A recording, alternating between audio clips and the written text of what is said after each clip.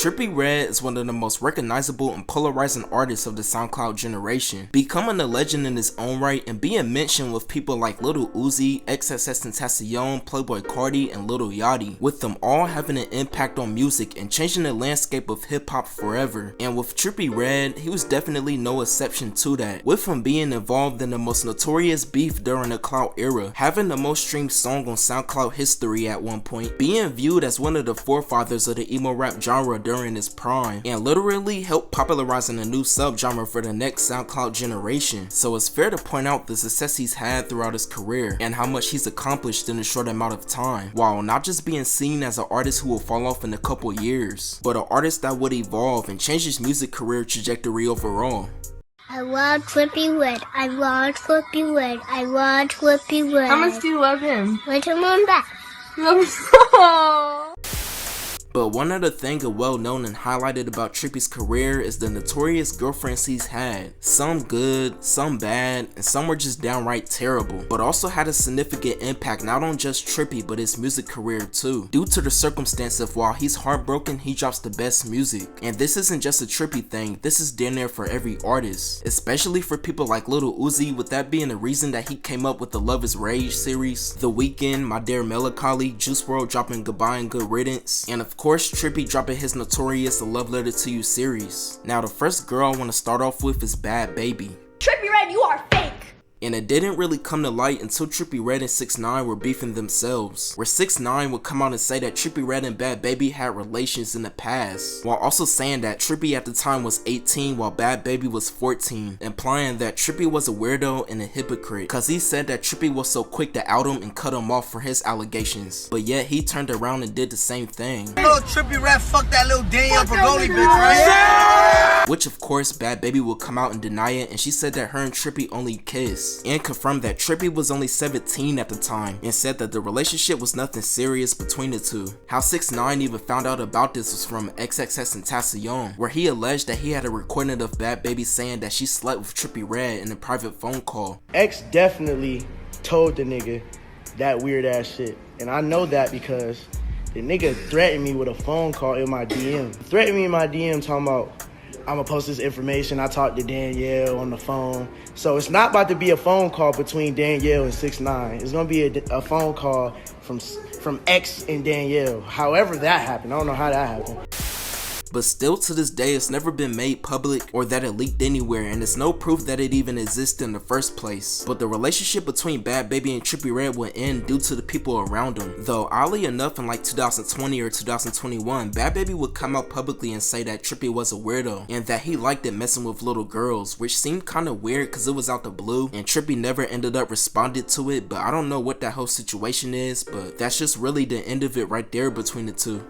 Now, out of all the relationships that Trippie's had since he became famous, this is probably the most toxic one yet. And it'll really go to show you why some females only like you cause you're lit and got clout. I don't care what nobody say. That's a clout demon.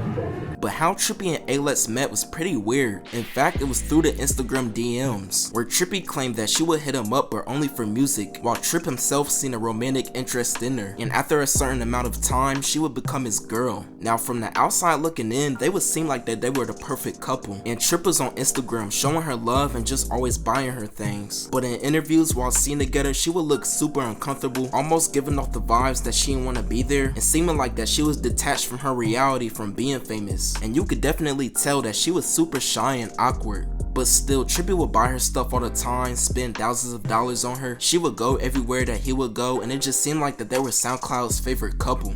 Well, until this happens. Yo, babe, look at this shit.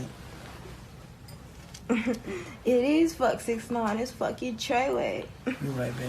It's a fucking vibes.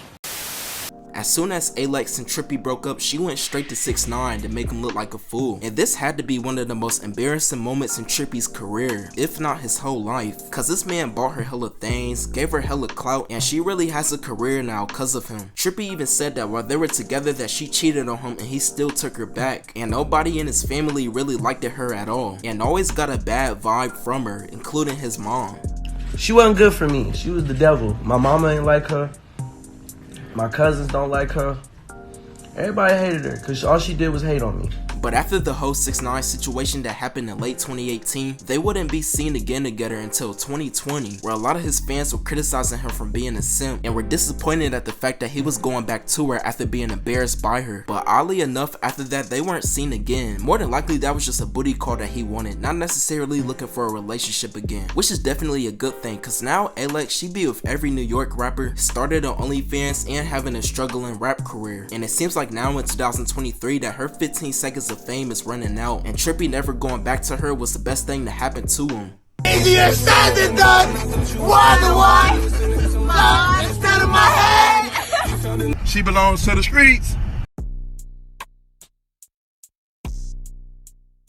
Now this will be the quickest one because the relationship between the two is so short and brief, and there really isn't that much details about the relationship the two had between each other. But Amani 22 was an up-and-coming R&B singer who had a bubbling wave in the R&B market, but would really get her co-signed when she would be featured on the Love Letter to You 3 on the track Firestarter and Amani's interlude. Like I said, there's not really a lot known about the relationship between the two or how they even got together, but they were definitely seen out in public a couple times, and the relationship between the two is very brief and low-key. And sadly, in October 2021, she would tragically pass away, which was caused by an accidental hit and run, and she would die immediately at the age of 22. Trippie would receive backlash because he never publicly sent his condolences and never mentioned or acknowledged her name again, even after her passing. But everybody deal with grief and a loss differently, so you can't be mad at him or judge him for that. The next girl that Trippie would be with is Coi Leray in 2019, and this relationship had its ups and downs, but in the end it never worked out. Coi Leray at the time was literally a nobody. I'm not trying to sound offensive or be mean, but nobody really knew her as a music artist or knew what she really did, and I almost guarantee you that nobody even knew that she was Benzino's daughter. But her and Trippie dated for a little while. It seemed all cute and lovey-dovey and all, but I remember like a week before he dropped exclamation mark, they broke up. As soon as that feature was secured in that album, things went left. Don't that sound a little familiar? I'm just playing. Trippie, he was in the wrong in that. But yeah, once they broke up, things between the two got crazy. Coi would get with Lil Gotti or start flirting with him or something, and Trippie would catch wind of this and feel a type of way about it, and he would reveal at one point that Coi was pregnant with his kid, but they ended up getting rid of it, and Trippie would feel a type of way because he thought him and Gotti was cool. You supposed to be my brother. You under my ex-baby mama pictures talking about you fine. You being a bitch, that's some bitch shit. And on my mama, if you don't think that's some bitch shit, I'ma beat on you. On everything I love.